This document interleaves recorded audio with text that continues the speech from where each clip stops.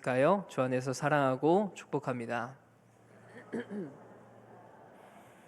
네, 한 번 더 인사하실 때에 오늘 하나님께서 은혜 베푸실 줄 믿습니다. 한 번 더 인사하겠습니다. 네, 여러분들은 살아오시면서 혹시 이런 말씀을 들어본 적이 있으십니까? 괜찮아, 내가 있잖아. 괜찮아, 내가 있잖아. 혹시 이런 말을 들어보신 적이 있으십니까?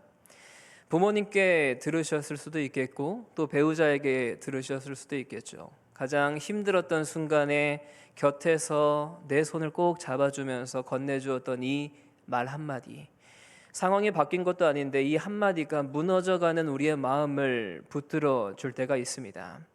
그런데 이것이 단순한 감정의 위로가 아님을 과학이 증명해주고 있는데요. 2006년에 미국 버지니아 대학교의 신경과학자였던 제임스 코언이라고 하는 교수가 있었습니다. 이 교수와 함께했던 팀이 흥미로운 실험을 진행했었는데요. 결혼한 여성들에게 전기 충격이 올 수 있다라는 이 위협의 상황을 만들고 세 가지의 조건을 다르게 했습니다. 첫 번째는 이 실험 여성이 혼자 있을 때, 두 번째는 낯선 사람이 그 여성의 손을 잡고 있을 때, 세 번째는 남편이 손을 잡고 있을 때. 이 순간 뇌의 반응을 MRI로 촬영했다고 해요. 결과는 놀라웠는데요. 상황은 같은 이 전기 충격이었습니다. 그런데 달라진 것은 단 하나였죠. 신뢰하고 있는 사람이 손을 잡고 있는가? 아니면 나 혼자 있는가? 아니면 모르는 사람이 내 손을 잡고 있는가? 이 한 가지만 다른 상황이었습니다. 그런데 이것만으로도 이제 뇌의 두려움 반응이 현저히 낮아졌다고 해요. 부부의 관계가 더 좋으면 좋을수록, 더 깊으면 깊을수록 이 뇌의 두려움 반응이 점점 더 낮아졌다고 합니다. 코언 교수는 이 결과를 이렇게 정리했어요. 인간의 뇌는 혼자서 위협을 감당하도록 설계되어 있지 않습니다. 신뢰하는 누군가가 곁에 있을 때 뇌는 그 위협을 전혀 다르게 처리합니다 라고 이 결과의 결론을 이렇게 내렸어요.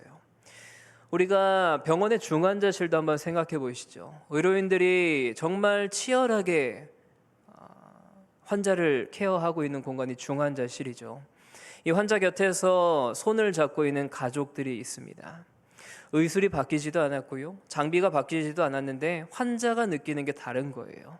잡아주고 있는 이 손 하나가 괜찮아, 내가 여기 있어 라고 응원해주는 존재 하나가 그 사람을, 이 환자를 다르게 만든다라는 거죠.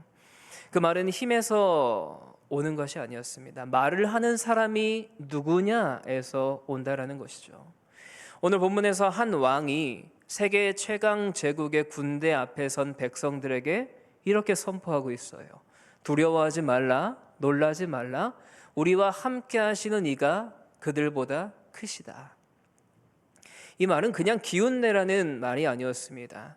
우리 곁에 계신 분이 누구인지를 알고 있느냐, 이것을 히스기야 왕이 선포하고 있다라는 거죠. 오늘 본문의 히스기야 왕을 이해하기 위해서는요, 우리가 역대하 29장부터 31장까지의 내용을 살펴봐야 돼요. 이 세 장의 이야기를 한 문장으로 요약하면 이렇습니다. 온 마음을 다해 하나님을 섬긴 왕. 온 마음을 다해 하나님을 섬긴 왕. 이 왕이 누구였다고요? 히스기야였습니다. 히스기야가 왕이 되자마자 가장 먼저 했던 일은요, 성전 문을 여는 거였습니다. 오랫동안 방치되어 있고 먼지가 수북히 쌓여 있었던 성전이었습니다. 히스기야는 제사장들을 불러서 이 성전을 정화하기 시작해요.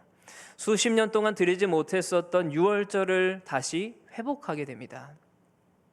온 나라 백성들이 예루살렘으로 모이게 되었고요, 오랫동안 끊겼던 찬양이 다시금 성전을 채우기 시작한 거죠. 역대하 31장 21절의 말씀은 이 히스기야의 모든 행적을 이렇게 마무리하고 있는데요, 우리 화면의 말씀을 보면서 한번 따라 읽어보실까요? 같이 읽겠습니다. 그가 행하는 모든 일 곧 하나님의 전에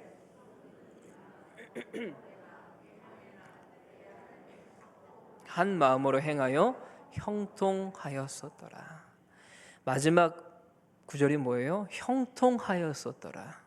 이보다 더 좋은 결론이 있을까요? 근데 성경은요, 다음 문장인 32장 1절에 이렇게 시작해요. 이 모든 충성된 일 후에 아수르 왕 사네립이 유다에 들어와서. 성경 기자는 아무런 설명도 덧붙이지 않아요. 왜 이런 일이 생겼는지, 이 시간에 하나님은 어디 계셨는지 아무런 해설 없이 그냥 역사적인 사실만 기록합니다. 형통했다라고 하는 이 선언 바로 이후에 침략이 시작되는 거예요. 형통했다라는 말이 채 가시기도 전에 최강의 군대가 쳐들어온 거죠. 유다를 쳐들어왔던 이 아수르 왕 사네립이 어떤 왕이었냐면 주전 705년부터 681년 동안 아수르를 통치했던 왕입니다. 당시 아수르는요, 단순한 강대국이 아니라 엄청난 제국이었어요. 메소포타미아에서부터 지중해 연안까지, 지금으로 따지면 이라크와 시리아, 레바논, 이스라엘에 이르는 이 광대한 지역을 지배했던 세계 제국이 바로 이 아수르였습니다.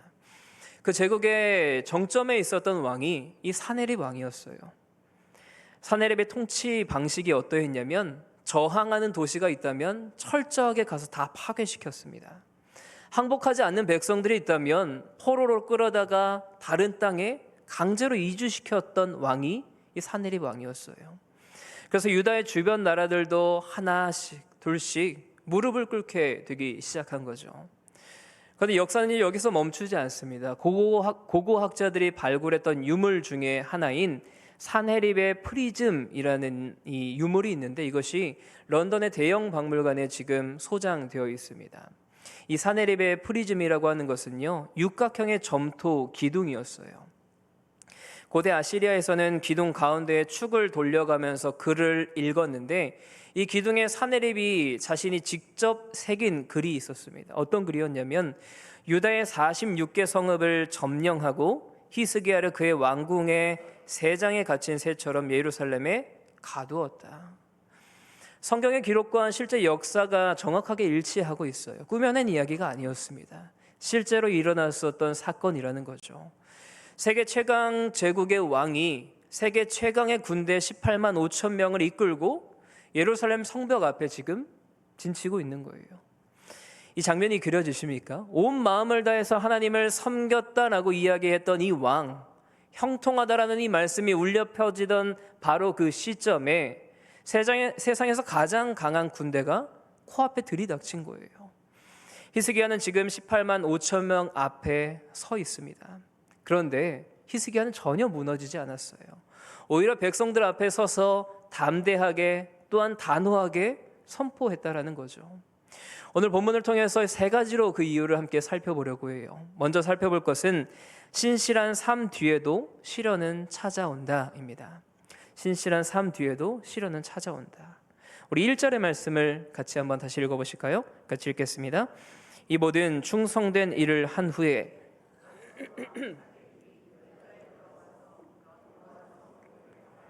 진을 지고 쳐서 점령하고자 한지라. 여기서 우리가 주목해 볼 구절은요, 서두에 있는 이 모든 충성된 일을 한 후에 라는 구절이에요. 성경 기자는 왜 이 말을 여기에 붙여놨을까요?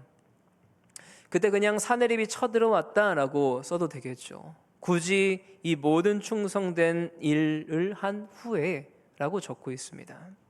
히브리어 원문의 표현을 보면요, 이 모든 진실하고 신실한 행위들 이후에 라고 기록하고 있어요. 역대하 29장에서부터 이 31장까지 히스기야가 얼마나 신실하게 하나님을 섬겼는지 세세하게 기록한 이후에 바로 그 직후에 침략이 시작되고 있습니다. 왜 그랬을까요? 이 말씀을 읽고 있는 사람들이 언젠가는 질문할 것을 알았기 때문입니다. 어떤 질문이냐면, 나는 이렇게 열심히 믿으며 살아왔는데, 나는 이렇게 열심히 하나님을 섬기며 살아왔는데 왜 나에게 이런 일이 생겼습니까? 이런 질문이에요. 여러분, 솔직하게 우리도 이런 생각을 할 때가 있지 않습니까? 교회를 수십 년 동안 다니고 빠지지 않으려고 애쓰고 또 헌금도 열심히 내고 이웃에게 정직하게 살려고 노력했는데 왜 내 건강은 여전히 이대로입니까? 왜 우리 가정은 여전히 이대로인가요? 왜 내 자녀는 여전히 이렇습니까? 왜 내가 하는 사업은 늘 이렇게 실패만 하는 겁니까? 더 솔직하게 생각이 드는 것은 이것이겠죠. 나보다 믿음이 약해 보이고 또 교회도 잘 안 나 보이는 사람은 너무나 멀쩡하게 살아가는데, 세상에서 떵떵거리며 살아가는데 나는 왜 이렇게 살아가고 있습니까? 하나님이 공평하신 분이라고 말씀하시는데 그 공평하신 하나님은 어디에 계신 겁니까? 라는 질문이 우리의 마음 가운데 들 수 있다는 거예요. 그런데 이것이 잘못된 질문이 아니라는 거죠. 누구나 한 번쯤은 이런 질문이, 이런 마음이 우리 가운데 들 때가 있어요. 그리고 사실 이 질문 안에는 하나님을 향한 믿음이 있기 때문에 이런 질문을 할 수 있는 거예요. 하나님은 선하신 분이시고 신실하신 삶을 기쁘게 받아주신다라는 분임을 내가 알고 신뢰하고 있기 때문에 이러한 질문이 나올 수 있다는 겁니다. 그런데 이런 질문들 앞에서 우리가 두 가지 잘못된 방향으로 빠지기 쉬워요. 첫 번째는 자책입니다. 내가 뭔가 잘못한 게 있겠지, 내가 믿음이 부족해서, 내가 무엇을 잘못했기 때문에 이렇게 힘들어하고 있는 것이겠지라고 생각하는 자책이라는 거예요. 시련이 찾아오면요, 우리 자신을 들여다보면서 내가 잘못했던 것은 무엇이 있을까? 하나님 앞에서 내가 잘하지 못했던 부분들은 무엇이 있을까 생각하면서 자책할 수 있다는 거예요. 두 번째는요, 포기입니다. 열심히 하나님 믿으며 섬겨봤자 아무런 소용이 없구나, 하나님은 나를 버리셨구나, 하나님은 나에게 관심이 없으시구나 라고 생각하면서 점점 하나님을 떠나 살 수 있다는 거예요. 하지만 성경의 이야기는요, 전혀 다른 길을 보여주고 있지 않습니까? 신실한 삶 뒤에도 시련은 찾아올 수 있음을 분명하게 알려주고 있어요. 중요한 것은요, 하나님이 버리셨다라는 증거가 아닙니다. 또한 우리 죄 때문에 우리가 이런 시련을 겪고 있다는 것도 아니라는 거예요. 성경의 인물을 통해서 우리가 한번 살펴보실까요? 욥기 1장 8절의 말씀을 한번 보시면 이렇게 기록해요. 내 종 욥을 내가 주의하여 보았느냐? 그와 같이 온전하고 정직하여 하나님을 경외하며 악에서 떠난 자는 세상에 없느니라. 하나님께서 사탄에게 욥을 직접적으로 소개한 구절이에요. 하나님께서 직접 이 사람은 최고다라고 입증한 사람이 욥 아니었습니까? 이 세상에서 가장 신실한 사람, 그런데 그 욥이요, 가장 혹독한 시련이 찾아옵니다. 모든 재산을 잃게 되고요, 모든 자녀들을 잃게 되고 건강까지 잃게 됩니다. 그러자 주변에 있는 욥의 친구들이 어떻게 말해요? 너가 무엇인가 잘못한 것이 있을 거다, 그러니까 너에게 이런 일이 생긴 거다라고 욥의 친구들이 찾아와서 이야기하고 있지 않습니까? 어려운 상황에서 들으면 얼핏 맞는 말처럼 느껴져요. 아, 내가 뭔가 잘못했구나, 내가 하나님 앞에서 뭔가 잘못된 모습들이 있구나라고 생각할 수 있다는 거죠. 그런데 하나님께서는 욥기 마지막에 그 친구들을 향하여 이렇게 말씀하시는데, 욥기 42장 7절의 하반절을 보시면 너희가 나를 가리켜 말한 것이 내 종 욥의 말같이 옳지 못함이라. 욥의 시련은요, 욥의 죄 때문도 아니었습니다. 욥이 불신앙해서도 아니었어요. 욥 자신에게 문제가 있어서도 아니라고 하나님은 분명히 말씀해 주고 있지 않습니까? 우리가 잘 알고 있는 요셉도 한번 생각해 보시죠. 창세기 37장에 요셉은 형들에게 팔려서 애굽으로 끌려갑니다. 하나님께서 주신 꿈을 가진 사람이 요셉이었죠. 하나님께서 함께 하신다라는 증거가 넘쳐났던 사람이 노예로 팔려가기 시작하는 거죠. 그리고 보디발의 집에서 성실하게 일했더니 이번에는 억울한 누명을 쓰며 감옥에 잡혀가지 않습니까? 잘 살려고 하면 할수록 상황이 점점 더 안 좋아지는 거예요. 잘 살아가려고 애쓰는데 시련이 점점 더 다가오고 있는 겁니다. 그런데 창세기 39장 2절에는요, 여호와께서 요셉과 함께 하심으로 그가 형통한 자가 되어라고 말하고 있어요. 노예로 팔려가고 있는 그 길에서도, 감옥에 갇히는 그 순간에서도 하나님은 요셉과 함께 하고 계셨습니다. 요셉은 그것을 몰랐을 수도 있겠죠. 그러나 하나님은 이미 그 자리에 함께 하고 계셨고 동행하고 계셨습니다. 요셉의 이야기가 결국 어떻게 끝나나요? 요셉은 애굽의 총리가 되어서 온 가족을 기근해서 구하면서 형들에게 창세기 45장 5절에서 이런 말씀을 이야기합니다. 당신들이 나를 이곳에 팔았다고 해서 근심하지 마소서, 한탄하지 마소서. 하나님이 생명을 구원하시려고 나를 당신들보다 먼저 보내셨나이다. 요셉이 노예로 팔려가고 감옥에 갇히는 그 시간이 하나님의 구원 계획의 일부였던 거죠. 욥도 요셉도 오늘 본문에 나오는 히스기야도 이들의 공통점이 하나 있었습니다. 어떤 거였습니까? 신실한 삶 이후에 시련이 찾아왔다라는 거예요. 그리고 그 시련은 결코 하나님의 부재를 의미하지 않는다라는 겁니다. 오늘 본문의 히스기야도요, 이 모든 충성된 일 후에 산헤립이 찾아왔습니다. 그러나 이 이야기의 결과를 우리가 너무나 잘 알고 있지 않습니까? 하나님께서 친히 개입해 주셔서 아수르 군대의 이 18만 5천 명을 하룻밤에 다 전멸시키십니다. 산헤립은 수치스럽게 물러가게 되고 결국 자기 아들들에게 죽임을 당하지 않습니까? 시련이 마지막 장면이 아니었어요. 시련 이후에 하나님이 함께 하심의 은혜가 있다라는 거죠. 그렇다면 우리는 이런 질문을 할 수 있지 않겠습니까? 그 시간 동안 하나님은 어디 계셨습니까? 히스기야가 두려움을 느끼는 순간에 백성들이 성벽 위에서 떨고 있는 그 시간에 하나님은 어디서 무엇을 하고 계셨습니까? 사랑하는 여러분, 하나님은 이미 거기 계셨습니다. 이미 일하고 계셨어요. 다만 보이지 않았을 뿐인 거죠. 하나님이 히스기야의 시련 속에서, 요셉의 감옥 속에서, 욥의 고통 가운데에 이미 일하고 계셨어요.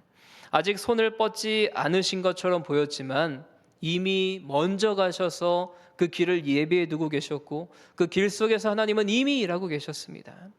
사랑하는 성도 여러분, 우리에게 시련이 찾아올 때 우리가 흔들리는 이유가 무엇입니까? 시련이 커서일 수도 있겠죠. 그런데 하나님이 보이지 않는다라고 느껴질 때 우리는 더 힘들어하고 더 낙심하고 더 쓰러지게 된다라는 거예요. 그런데 히스기야는 분명히 알았습니다. 그래서 그는 두려움 앞에서도 무너지지 않을 수 있었던 거죠. 지금 여러분들 앞에 시련이 찾아오셨습니까? 먼저 이것만큼은 내려놓으셨으면 좋겠어요. 내가 믿음이 없어서 이런 일이 생겼다라는 자책을 내려놓으시길 바랍니다. 하나님이 나를 버리셨다라는 의심도 내려놓으시길 축복해요. 욥도 요셉도 히스기야도 모든 신실한 삶 뒤에 시련을 마주하게 되었습니다. 시련은요, 하나님이 우리 곁을 떠났다라는 신호가 아니라는 거예요. 중요한 것은 시련이 있느냐 아니면 시련이 없는 평안한 삶이냐가 아니라 그 시련 앞에서 우리 곁에 계신 분이 누구인지를 아는 것이 중요합니다. 히스기야는 이것을 분명히 알고 있었어요. 그래서 18만 5천 명이라는 이 강력한 군대 앞에서 두려워 떨지 않고 백성들에게 담대하게 선포할 수 있었던 것이죠. 우리가 두 번째로 살펴볼 것은요, 두려움 앞에서 히스기야가 선택했던 것에 대해서 살펴보려고 해요. 본문 2절의 말씀 한번 같이 읽어보실까요? 2절 말씀 함께 읽겠습니다. 히스기야가 아멘. 이 2절의 짧은 구절에서 우리가 중요하게 볼 단어는요, 보았다라는 단어예요. 히스기야는 자신에게 무엇이 다가오고 있는지를 보고 외면하지 않았어요. 부정하지 않았고요, 상황을 똑바로 보았습니다. 아수르 군대가 쳐들어오는 이 현실을 직시했다라는 거예요. 두려움 앞에서 사람들이 보이는 반응은 크게 두 가지로 나뉘어집니다. 첫 번째는 부정이고요, 두 번째는 마비입니다. 첫 번째로 부정한다라는 것이 무엇입니까? 괜찮은 척한다라는 거예요. 문제가 없는 척하고요, 모른 척합니다. 두려운 것을 인정하게 되면 그 두려운 마음이 점점 더 커질까 봐 우리에게 다가오는 이 어려움을 부정하곤 합니다. 또 다른 하나는 마비입니다. 두려움이 커서 아무것도 하지 못하는 거예요. 두려움이 다가올 때 우리의 생각이 멈추게 되고요, 판단이 흐려지고요, 그냥 굳어져 버린다라는 거예요. 그런데 히스기야는 어떻습니까? 이 두 가지를 다 물리쳤다라는 거죠. 자신에게 다가오는 상황이 어떠한지 바로 직시했고요, 그리고 바로 움직이기 시작해요. 두려움이 없어서가 아니라 두려움 앞에서도 멈추지 않았다라는 것이겠죠. 오늘 본문을 보면요, 히스기야의 대응이 크게 세 가지로 기록되고 있는데 첫 번째는 물을 막았습니다. 첫 번째는 물을 막았다라는 거예요. 3절과 4절의 말씀 같이 한번 읽어보실까요? 3절과 4절 함께 읽겠습니다. 그의 방백들과 용사들과 더불어 의논하고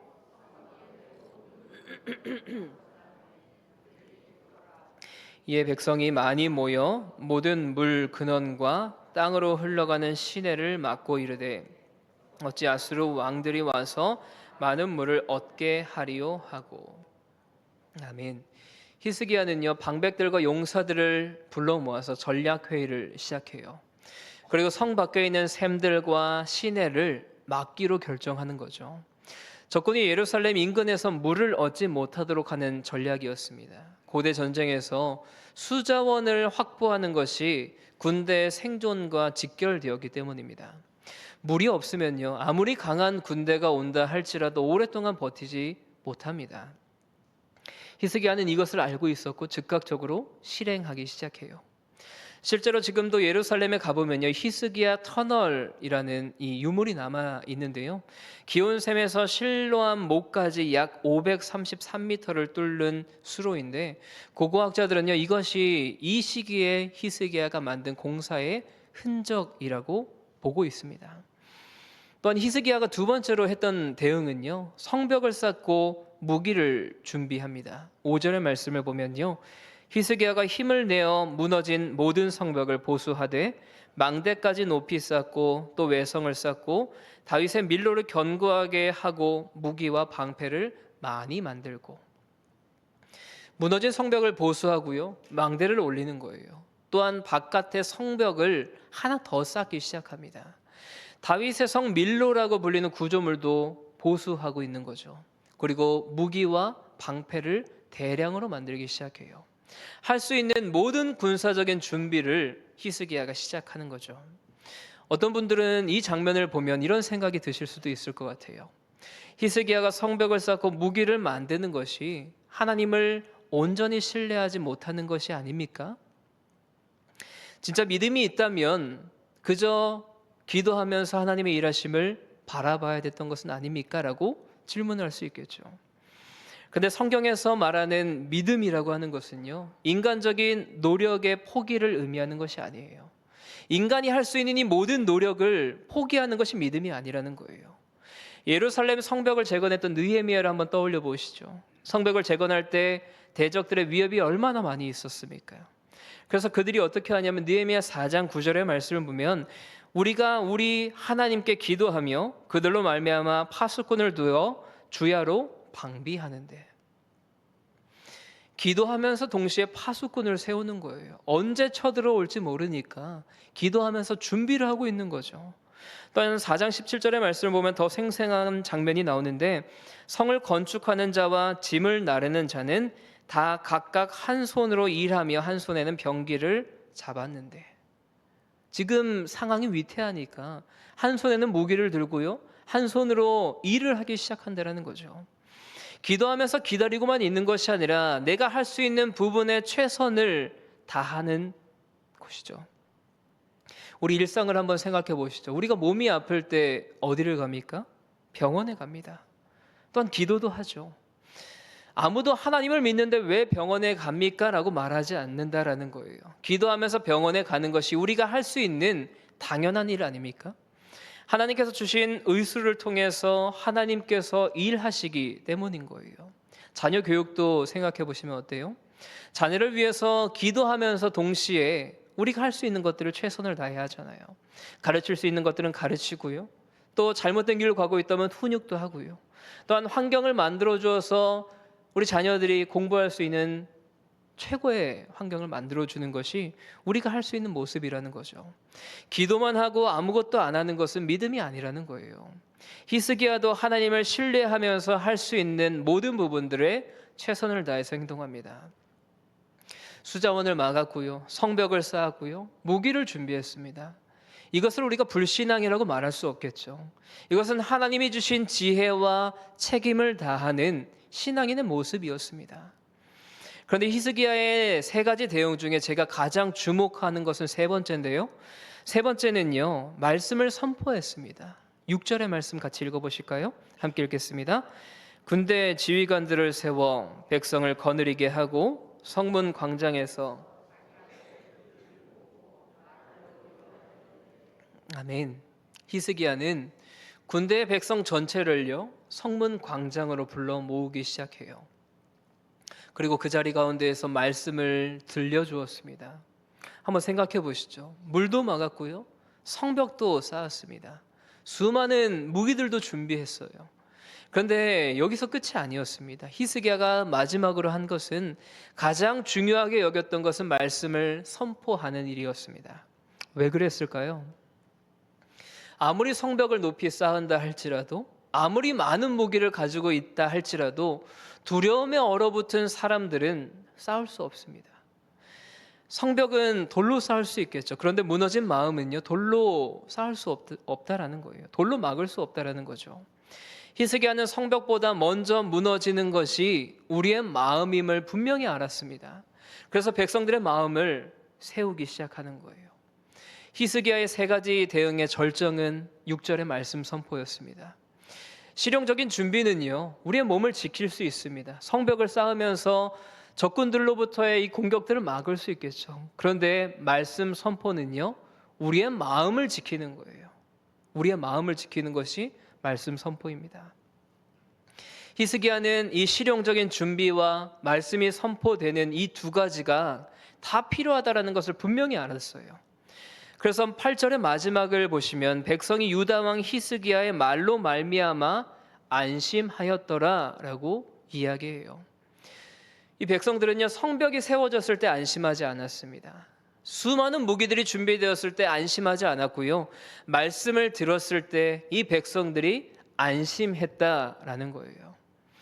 말씀이 이 두려운 백성들의 마음을 움직이기 시작했고, 또 안심할 수 있도록 하나님의 은혜가 흘러감을 우리가 이 말씀을 통해서 알 수 있지 않습니까? 사랑하는 성도 여러분, 오늘 우리가 이 자리 가운데서 예배드리는 것이 성문의 광장인 줄 믿습니다. 한 주를 살아오시면서 수많은 어려움 속에 수많은 두려움들을 안고 이 자리 가운데 나오신 성도님들도 분명히 있을 거예요. 직장에서의 압박이 나를 힘들게 하고, 또 건강이 나의 아픔 속에 또 불안한 마음을 우리에게 주기도 하고, 해결되지 않는 우리의 가정의 문제들, 또 미래에 대한 걱정들, 이것들이 우리의 마음을 조금씩 아프게 하고 무너뜨릴 수 있다는 겁니다. 히스기야가 성문 광장에서 백성들을 불러 모아 말씀을 선포했던 것처럼, 오늘 이 예배의 자리 가운데서 여러분들의 무너진 마음이 세워지시길 주님의 이름으로 간절히 축복합니다. 그리고 히스기야에게 배운 이 모습이 우리의 삶에서 실천되기를 간절히 소원해요. 두려움 앞에서 우리가 할 수 있는 것들은 다 해야 되겠죠. 우리가 만나서 어려움이 있는 사람들이 있다면, 피할 수 있다면 피해야 되겠죠. 만나야 될 의사 선생님들이 있다면 다가가셔서 만나시고 우리의 아픔을 또 점검하고, 의사 선생님 손길이 필요하다면 병원에 찾아가야 되겠죠. 또 사람을 만나서 해야 될 대화가 있다면 만나서 대화해야 됩니다. 그리고 동시에 하나님 앞에 나아가야 되는 거예요. 기도하면서 행동을 함께 붙들어야 되는 것이죠. 이것이 성경에서 보여주는, 오늘 본문의 말씀에서 보여주는 신앙인의 모습인 줄 믿습니다. 두려움은요, 우리를 두 가지의 함정으로 이끌어갑니다. 외면하거나 마비되거나. 히스기야는 이 두 가지를 다 거부했어요. 그는 상황을 직시하면서도 도망가지 않았고요, 멈추지 않았습니다. 말씀 위에 백성들을 세운 거죠. 할 수 있는 것들을 모두 다 한 이후에 말씀을 선포하면서 이 백성들의 두려운 마음들을 안심되게 만들었습니다. 두려움 앞에서 우리가 해야 될 일들이 있습니다. 최선을 다하여 우리가 몸부림치면서 애쓸 수 있는 것들을 해야 되는 거예요. 그저 회피하거나 피하거나 하나님이 알아서 해주시겠지가 아니라, 내가 할 수 있는 것들이 있다면 최선을 다해서 행해야 되겠고요, 그 위에 하나님의 말씀을 붙들어야 하는 줄 믿습니다. 말씀이 무너진 우리의 마음을 세우기 때문이에요. 말씀이 무너진 우리의 마음을 세우는 줄 믿습니다. 히스기야가 백성들에게 어떠한 말씀을 선포했는지 우리가 이제 마지막으로 함께 살펴보려고 하는데요, 우리가 세 번째로 살펴볼 것은 우리와 함께 하시는 이가 크시다입니다. 우리와 함께 하시는 이가 크시다. 7절의 말씀 같이 읽어보실까요? 7절의 말씀 함께 읽겠습니다. 너희는 마음을 강하게 하며 담대히 하고 아수르 왕과 그를 따르는 온 무리로 말미암아 두려워하지 말며 놀라지 말라.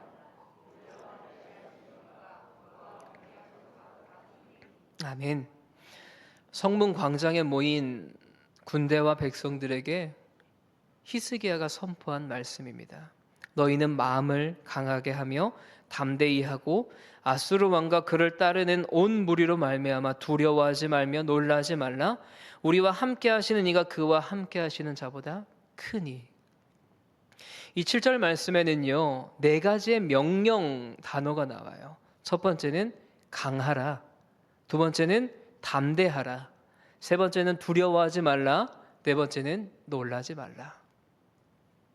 이 네 가지의 명령하는 단어가 쏟아져서 나오고 있습니다. 왜 이렇게 히스기야는 쏟아내면서 이야기했을까요? 그만큼 절박했기 때문 아닐까요? 그만큼 백성들이, 군대들이 두려움 앞에 떨고 있기 때문에 이 말씀이 필요했던 거죠. 히스기야는 말 한마디로 부족해서 네 가지의 명령 단어를 연거푸 외치고 있습니다. 강해라, 담대하라, 두려워하지 말라, 놀라지 말라. 그런데 이 표현은 우리가 들어본 적이 있지 않으십니까? 구약 성경에 자주 등장하는 단어였어요. 신명기 31장 6절의 상반절을 보면요, 모세가 이스라엘 백성들에게 말하는데요, 이렇게 고백해요. 강하고 담대하라, 두려워하지 말라, 그들 앞에서 떨지 말라. 이는 내 하나님 여호와 그가 너와 함께 가시며 라고 이야기해요. 또한 여호수아 1장 9절에서 하나님께서 여호수아에게 직접 이렇게 이야기하세요. 강하고 담대하라, 두려워하지 말며 놀라지 말라. 내가 어디로 가든지 내 하나님 여호와가 너와 함께 하느니라 하시니라. 또한 수많은 구약의 이야기들 속에서 기록되는 이야기입니다. 다윗이 솔로몬에게 이야기할 때도 있고요, 에스라가 백성들에게 이야기할 때도 있어요. 성경 곳곳에서 이 말이 반복되어서 이야기되고 있다는 거예요. 중요한 것이 무엇일까요? 이 명령은 항상 혼자 오지 않는다라는 거예요. 반드시 이유가 따라옵니다. 어떤 이유냐면 강하고 담대하라. 왜냐하면 하나님이 함께 하시기 때문이다. 두려워하지 말라, 놀라지 말라. 왜냐하면 하나님이 함께 하시기 때문이다. 강함의 근거는요, 우리에게서 있지 않습니다. 언제나 하나님에게서 있는 줄 믿습니다. 세상은 말해요. 긍정적으로 생각하라고. 또한 우리의 마음먹기에 달려있다고 말해요. 또 우리 자신을 믿으라고 이야기합니다. 그런데 히스기야는 그렇게 말하고 있지 않습니다. 히스기야가 말하고 있는 이 강하고 담대하라라는 이 말은 그저 세상에서 말하는 자기 개발의 메시지가 아닙니다. 이것은 복음의 선언이라는 거예요. 우리 곁에 계신 분이 누구인지를 너희가 알고 있느냐? 그분이 우리와 함께 하시기 때문에, 그분이 우리와 함께 계시기 때문에 우리는 강할 수 있다라고 메시지를 선포하고 있는 거예요. 강함은 내 안에서 끌어올라오는 것이 아니라 곁에 계신 분에게서 우리에게 흘러오는 것인 줄 믿습니다. 우리가 곁에 계신 분이 누구십니까? 바로 하나님이심을 믿습니다. 히스기야가 결국 하고 싶어 했던 말이 이것이었어요. 여러분 편에는 누가 있습니까? 여러분 편엔 누가 있으십니까? 우리 8절의 말씀 한번 같이 읽어보실까요? 8절의 말씀 한 목소리로 읽겠습니다. 그와 함께하는 자는 육신의 팔이요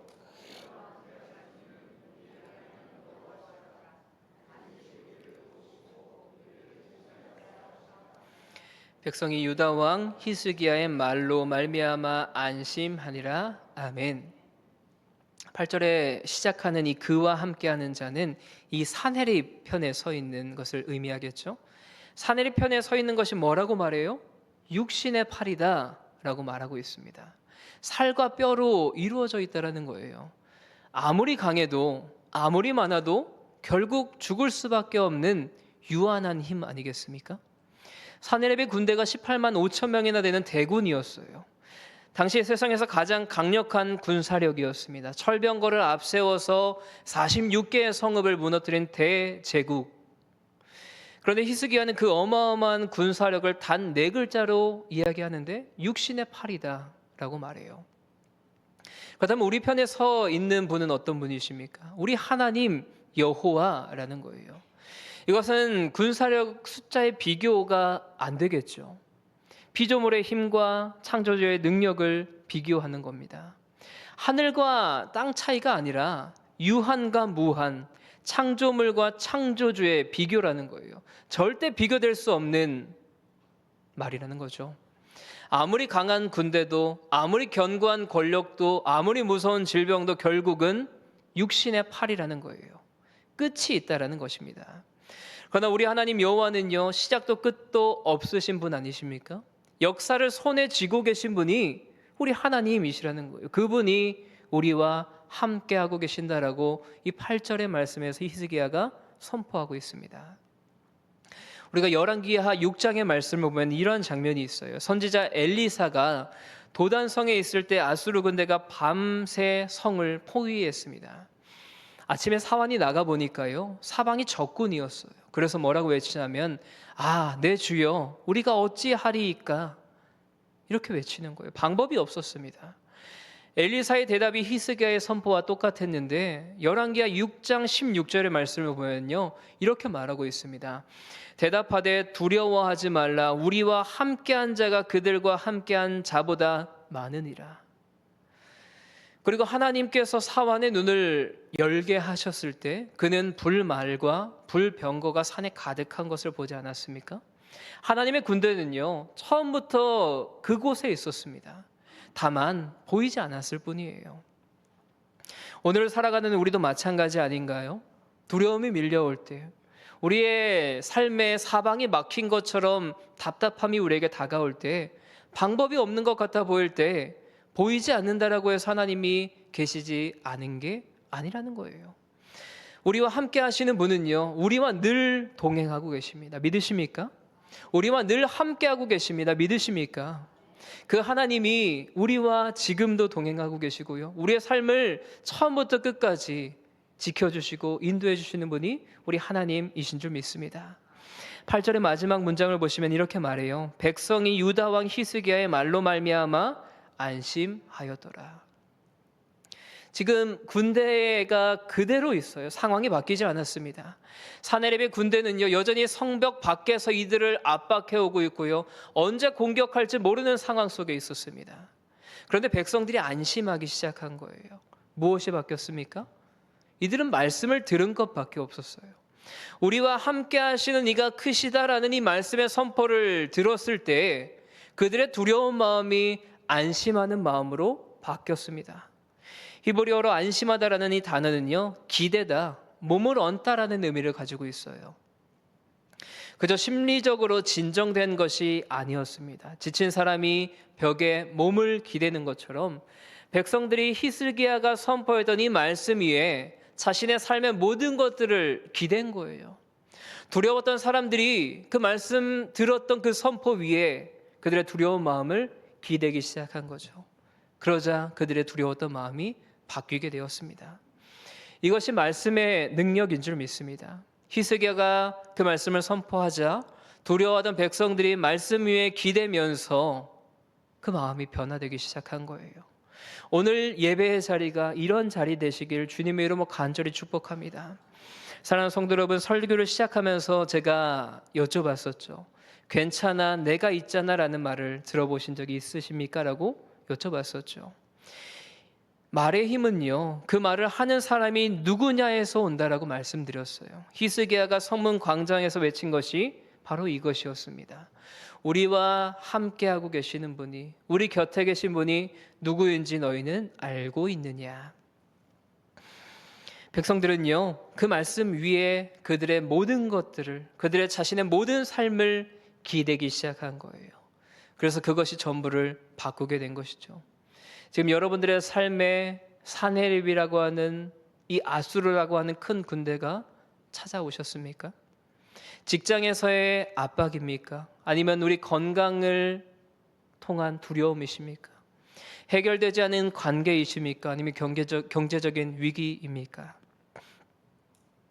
그것이 무엇이든지 간에 히스기야의 선포가 오늘 여러분들에게 하는 말씀인 줄 믿습니다. 두려워하지 말라. 우리와 함께 하시는 이가 크시다. 사네립이 함께하는 것은 육신의 팔이지만 우리와 함께 하시는 분은 우리 하나님 여호와이시다. 내가 용감해져서가 아니에요. 내가 강해져서가 아닙니다.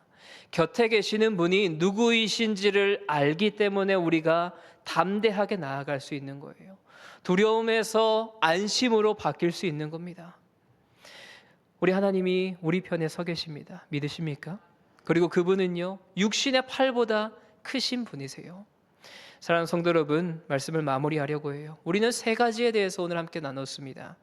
신실한 삶 뒤에도 우리에게 시련은 찾아올 수 있습니다. 그런데 그 시련 앞에서 히스기야는 외면하지도 않았고요, 마비되지도 않았어요. 그리고 그가 붙들었던 것은 성벽이 아니라, 수많은 무기가 아니라 우리와 함께하고 계시는 이가 크시다라고 하는 이 말씀이었습니다. 이 자리를 떠나시기 이전에 우리가 한 가지만 분명히 기억하고 돌아가셨으면 좋겠어요. 히스기야의 선포는요, 백성들에게 한 말이었습니다.